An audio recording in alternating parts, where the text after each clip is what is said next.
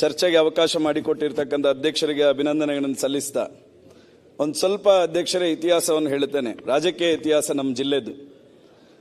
ನಮ್ಮ ಜಿಲ್ಲೆಯಲ್ಲಿ ರಾಜ್ಯಕ್ಕೆ ಮತ್ತು ದೇಶಕ್ಕೆ ರಾಜಕಾರಣದಲ್ಲಿ ಸೇವೆ ಮಾಡಿರ್ತಕ್ಕಂಥ ಜಾರ್ಜ್ ಫೆರ್ನಾಂಡಿಸ್ ಇರ್ಬೋದು, ಆಸ್ಕರ್ ಫೆರ್ನಾಂಡಿಸ್ ಅವರು ಇರ್ಬೋದು, ಜನಾರ್ದನ್ ಪೂಜಾರಿ ಅವರು ಇರ್ಬೋದು, ಧನಂಜಯ ಕುಮಾರ್ ಅವರು ಇರ್ಬೋದು, ಶೋಭಾ ಕರಂದ್ಲಾಜೆ ಅವರು ಇರ್ಬೋದು, ಈ ರೀತಿ ಕೇಂದ್ರ ಸಚಿವರಾಗಿ ಸೇವೆ ಮಾಡಿರ್ತಕ್ಕಂಥವರು ನಮ್ಮ ಕರಾವಳಿ ಭಾಗದವರು.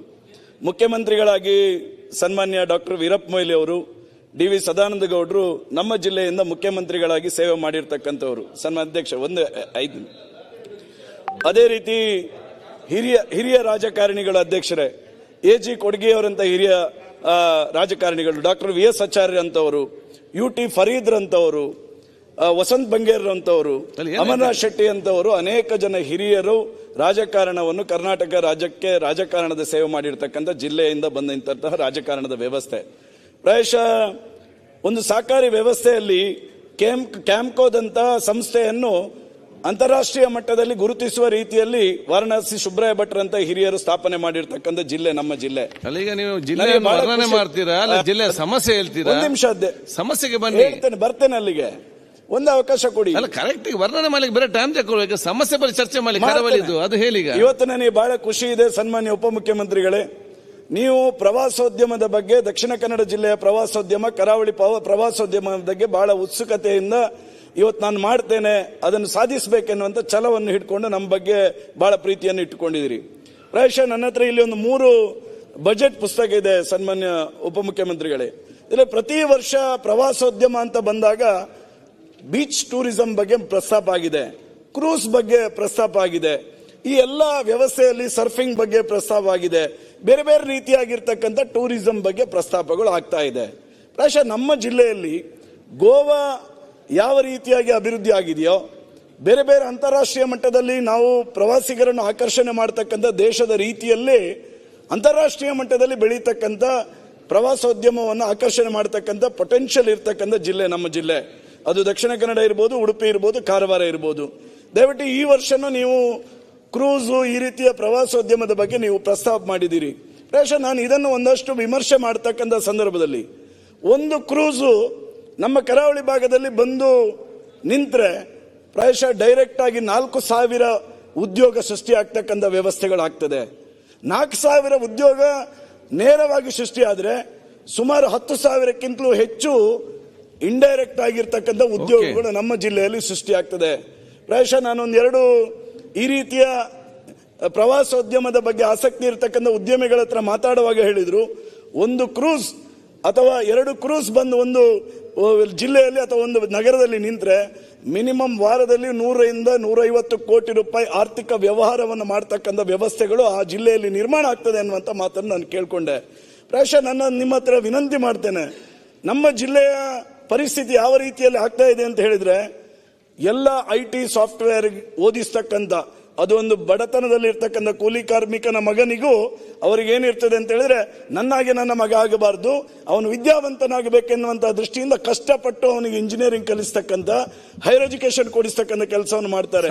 ಆ ಕಾರಣಕ್ಕೋಸ್ಕರ ಉದ್ಯೋಗಕ್ಕೋಸ್ಕರ ಅವರು ಬೆಂಗಳೂರಿಗೆ ಬರ್ತಾ ಇದ್ದಾರೆ. ಸನ್ಮಾನ್ಯ ಉಪಮುಖ್ಯಮಂತ್ರಿಗಳೇ, ಬೆಂಗಳೂರಿಗೆ ಬಂದ ಕಾರಣಕ್ಕೋಸ್ಕರ ಇವತ್ತು ನಮ್ಮ ಜಿಲ್ಲೆಯಲ್ಲಿ ತಂದೆ ತಾಯಿ ಇಬ್ಬರೇ ಜೀವನ ಮಾಡತಕ್ಕಂಥ ವ್ಯವಸ್ಥೆ ಹೇಳ್ಕೊಂಡು ಬಂದ್ರೆ ಆಗ್ತದ.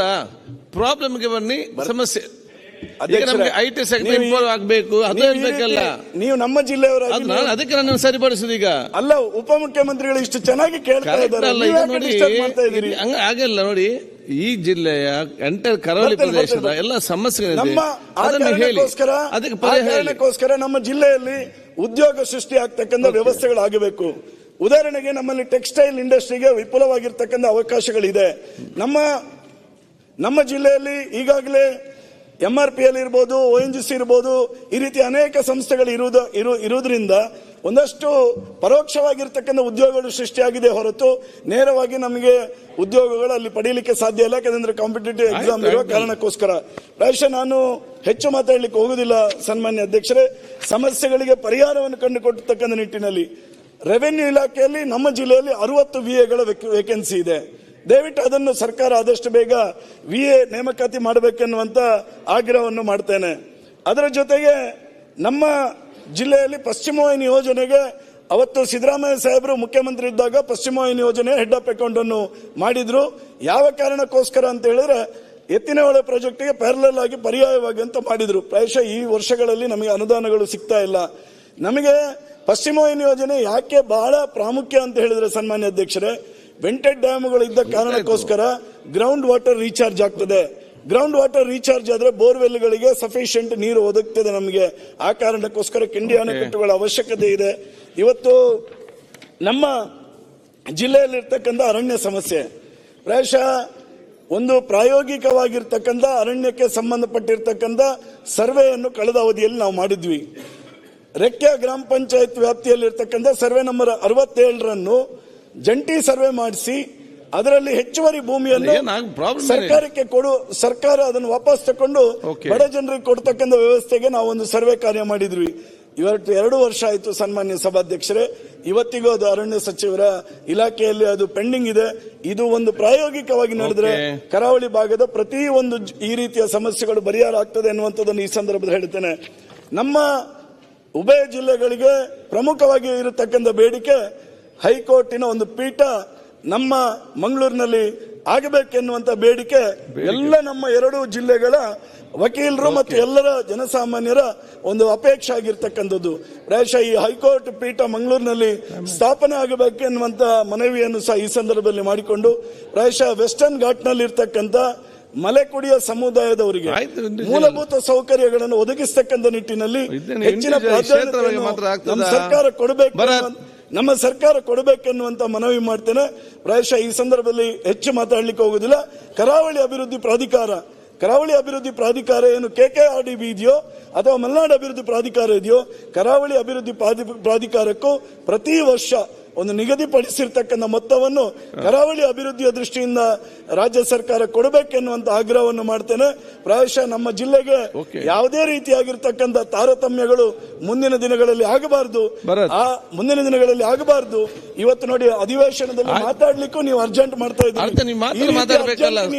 ಈ ರೀತಿ ಅರ್ಜೆಂಟ್ ಮಾಡಿದ್ರೆ ನಾವು ಸಹ ಮಂಗಳೂರಿನಲ್ಲಿ ಒಂದು ವಿಧಾನಸೌಧ ಕಟ್ಟಿ ನಮಗೂ ಒಂದು ಮಾತಾಡಲಿಕ್ಕೆ ಹೆಚ್ಚಿನ ಅವಕಾಶ ಸಿಗಬಹುದಾ ಎನ್ನುವಂತ ನಿರೀಕ್ಷೆಯನ್ನು ಮಾಡತಕ್ಕಂಥ ವ್ಯವಸ್ಥೆಗೆ ಇಳಿಬೇಕಾಗ್ತದೆ ಅನ್ನುವಂಥದ್ದನ್ನು ಸಹ ನಾನು ಈ ಸಂದರ್ಭದಲ್ಲಿ ಮತ್ತೊಮ್ಮೆ ತುಳು ಭಾಷೆಯನ್ನು ಮತ್ತೊಮ್ಮೆ ಕರ್ನಾಟಕದ ಅಧಿಕೃತ ಭಾಷೆಯನ್ನಾಗಿ ಮಾಡಬೇಕೆನ್ನುವಂತ ವಿನಂತಿಯನ್ನು ಮಾಡ್ತಾ ಪಾತ್ರ ಅವಕಾಶ ಮಂತ್ಕೋರ್ನಂಚಿನ ಸನ್ಮಾನ್ಯ ಸಭಾಧ್ಯಕ್ಷರಿಗೆ ವಂದನೆ ಮಾಡ್ಕೊಂಡು ಪ್ರವಾಸೋದ್ಯಮದ ಬಗ್ಗೆ ಮಾನ್ಯ ಉಪಮುಖ್ಯಮಂತ್ರಿ ಹೆಚ್ಚಿನ ಆಸಕ್ತಿ ವಹಿಸೋದು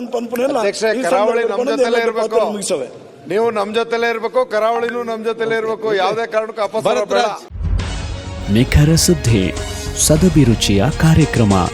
ನೀವು ನೋಡ್ತಾ ಇದ್ದೀರಾ ಕಹಳೆ ನ್ಯೂಸ್, ಸಮಾಜದ ಜಾಗೃತಿಗಾಗಿ ವಸ್ತುನಿಷ್ಠ ವರದಿ.